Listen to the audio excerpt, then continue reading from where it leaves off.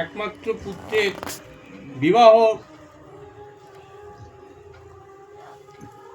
উপলক্ষে পরমপিতার চরণ বন্দনার যে আয়োজন, সেই আয়োজন আমরা সবাই সমবেত হতে পেরেছি।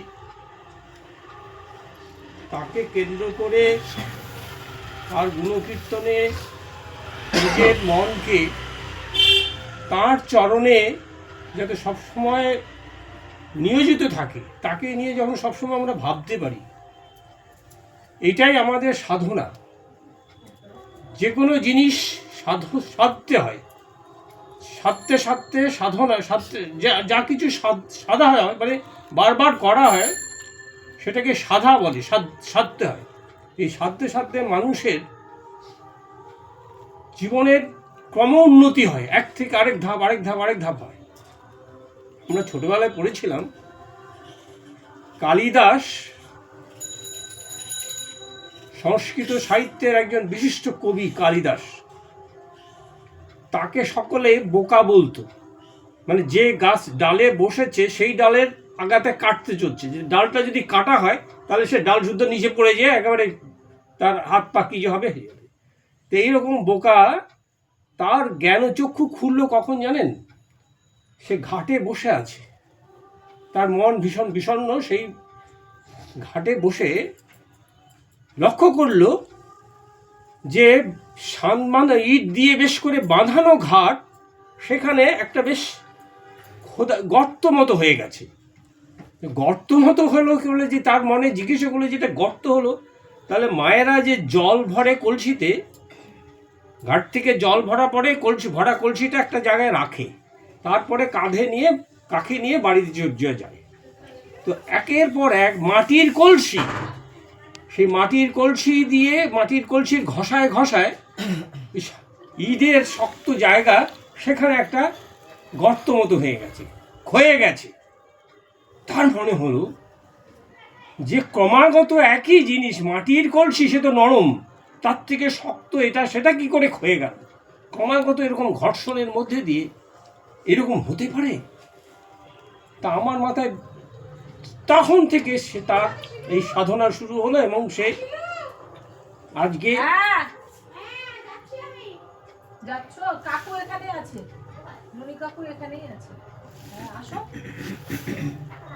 মানুষ। এই মঞ্জু কর্মকার মা, ও মা, সাধারণ মানুষ, সৎসঙ্গ হচ্ছে, কথা বলে যাচ্ছেন আপনি। ধার কতদূর পড়াশোনা করেছিলে? তুমি তো লিখতেও পারো না বোধহয়, না? অ ক খ শেখো, নামটা সই করতে পারো।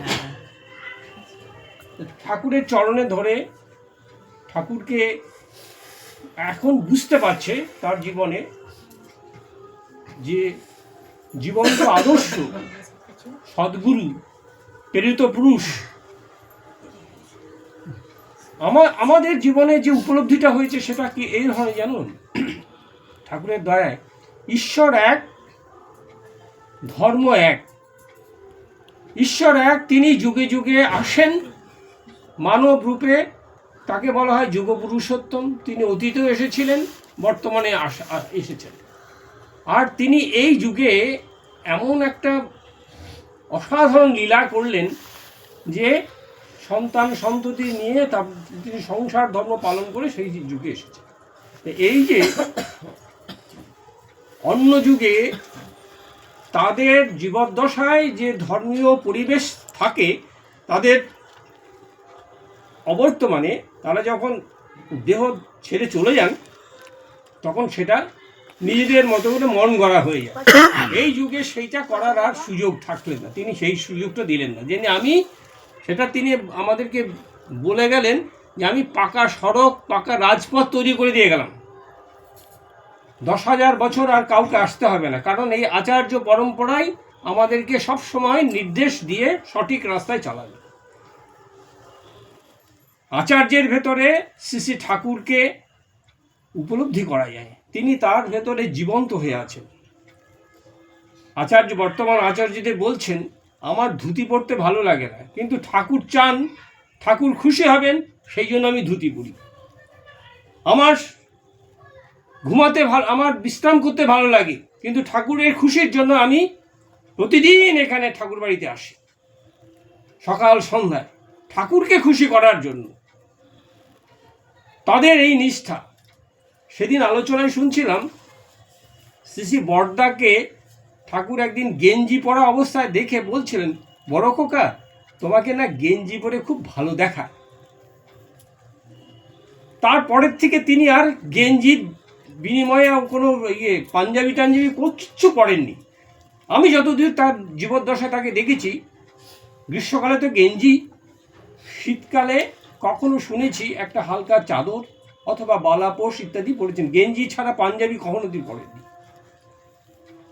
আবার আরেকজনের কাছ থেকে আমার শোনা, আমি নিজে দেখেছি কিন্তু অতটা লক্ষ্য করিনি, আমরা যে ধুতি পরি, ঠাকুর যে ধুতি পরেছেন সেই ধুতির পাটটা হচ্ছে কালো।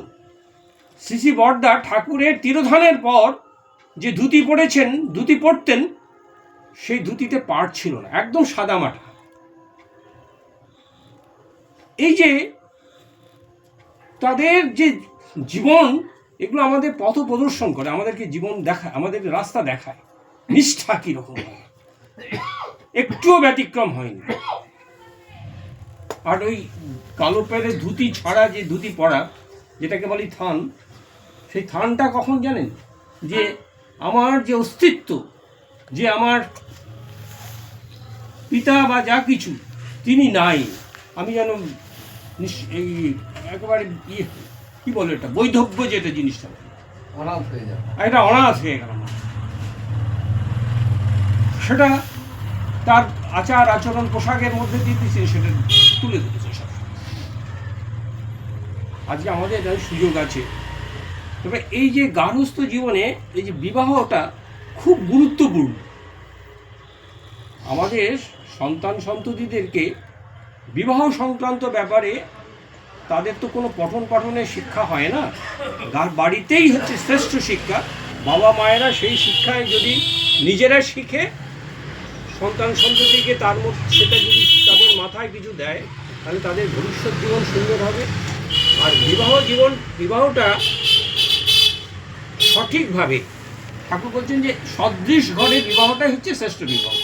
আমরা যে আমাদের যে বর্ণ, যে ধরনের ধারা, সেই ধারা অনুযায়ী পাত্রপাত্রীর ধারা হলেই সবচেয়ে ভালো বিবাহটা হয়। তো এটা এত গুরুত্বপূর্ণ, এই জিনিসটা আমরা ঠাকুরকে গ্রহণ করার মধ্যে দিয়ে, ঠাকুরের দ্বারা এটা বুঝতে পেরেছি। বিবাহের মধ্যে দিয়ে আমাদের যে পূর্বপুরুষের অর্জিত যে আমাদের গুণাবলী আমাদের ভেতরে আছে, সেটা আরও বেড়ে চলে। আর তা না হলে পরে যে গুণগুলি ছিল সেগুলো নষ্ট হয়ে যায়, আর তা কিছু থাকে না।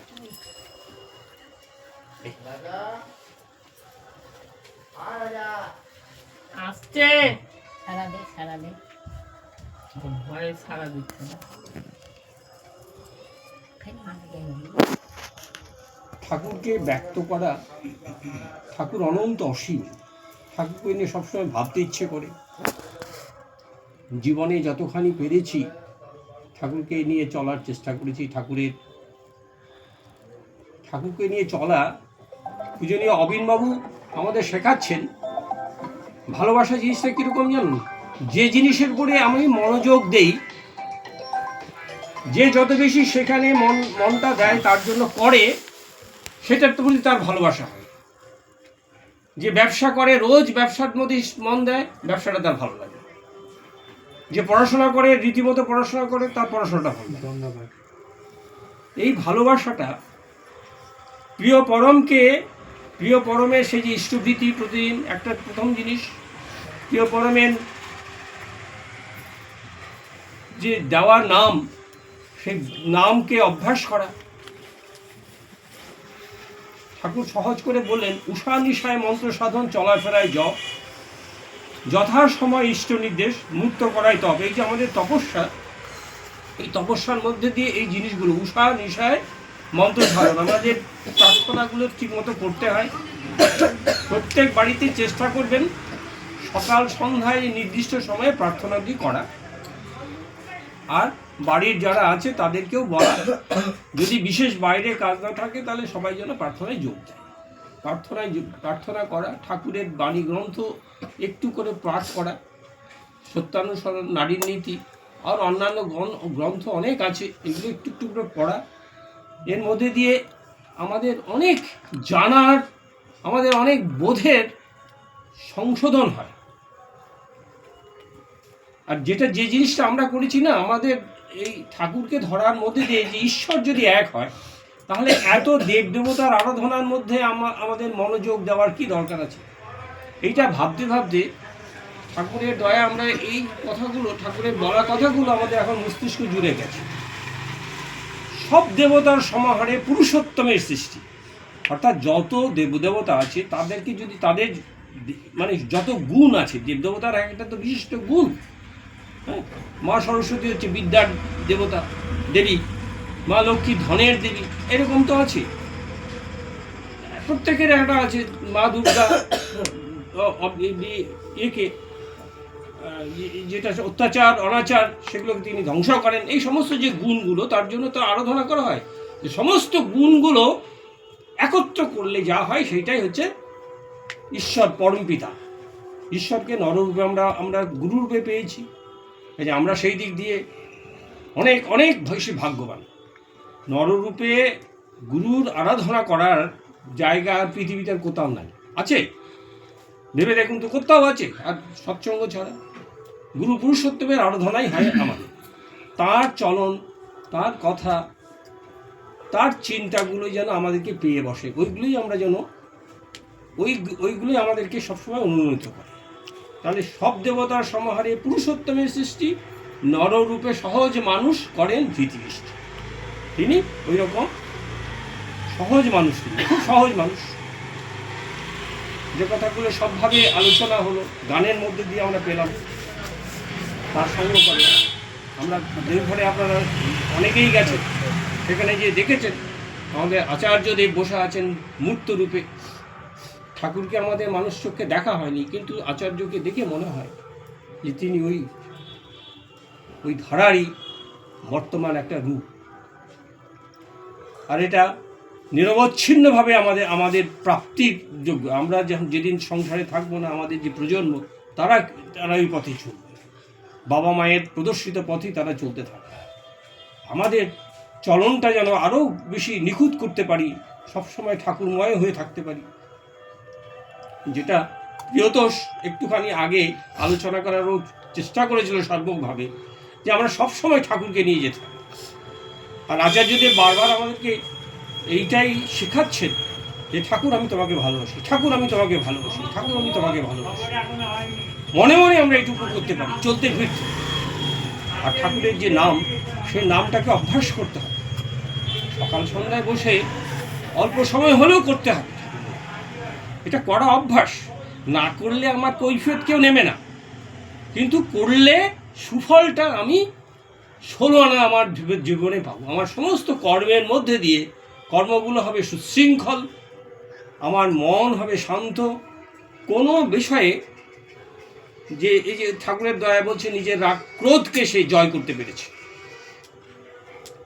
এটা আমরা সবাই, আমরা সাধারণ মানুষ, আমরা এমনি হিসেব করতে পারি তো, যে আমি রাগবো না, আমি কখনোই রাগবো না, এটা মনে মনে আমরা ভাবতে পারি। আর সেটা কার্যত আমি একদিন দুদিন সবসময় আমি ওটাকে একদিন করতে পারলাম, 7 দিন করতে পারলাম, এবং ক্রমাগত আমি করতে পারলাম। এটা অভ্যাস করা যায়। আপনারা সম্মত আমার সাথে? আমি মনে করি হ্যাঁ, করা যায়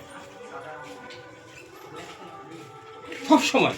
হয়তো পছন্দ, আমরা রাগি কেন, আমার পছন্দ মতো যে জিনিসটা হলো না, যা আমি চাই, এই যে সেটা পরিষ্কার পরিচ্ছন্ন থাকবে, কিন্তু কে যেন এলোমেলো করে দিয়েছে, কি যেন অবাঞ্ছিত জিনিস ফেলে দিয়ে গেছে। সাধারণত আমি তো চাই না, ওইটা আমার চাওয়ার বিপরীত জিনিস একটা হলো, আমি তখন আর রাগ হয়ে গেল, কে ফেলেছে এটা। সেইটা না করে যদি আমার ভাবনাটাকেই আমি সঠিক করে ফেলি, যে ফেলেছে সে জানে না যে কোথায় কি ফেলতে হয়, তাই ফেলেছে। হয় শিশুরা ফেলেছে, না বড়দের মধ্যে যার বোধটা ওই জায়গাটা নাই, সে ফেলেছে। তাহলে সেটা যা সমাধান করতে হবে, আমার বুদ্ধি মতো আমি সেটা সমাধান করবো। হয় তাকে বলবো গুছিয়ে, বা না হলে সেটা পরিষ্কার করে ফেলে মিটে গেল ঝামেলা। তাহলে একটা মানুষের ভেতরে ক্রোধ যদি না আসে, তাহলে কারোর ভিতরে কোনো রকমের সংঘাত সৃষ্টি হওয়ার জায়গা থাকে না। ঠাকুরের দয়ায় জীবনে যদি এইগুলো পেয়ে যাই আমরা সহজে, তা আমরা তো আস্তে আস্তে সাধনার পথে এগিয়ে যাবই। আমাদের কে আটকাবে বলুন? আর তার মধ্যে দিয়ে সংসারে সুখ শান্তি আনন্দের পরিবেশ সংসারে আমরা সকলেই উপভোগ করতে পারি। কার না চাই বলুন যে সংসারে আমার আনন্দ থাকুক, আমরা আনন্দে থাকি। এক তরকারিতে ভাত খাই, তাতেও খুশি আমরা। সুস্থ থাকবো, আনন্দ থাকবো। আর মন আনন্দ থাকলে শরীর ভালো থাকে। শরীরে যে অসুখ বিসুখ এসে দানা বেঁধেছে সেগুলো আস্তে আস্তে দূর হয়ে যাবে। আর মনের জন্যই পরমপিতার চরণে নিজেকে সম্পূর্ণভাবে নিয়োজিত করা। সম্পূর্ণভাবে নিয়োজিত কেমন করে করবো বলুন?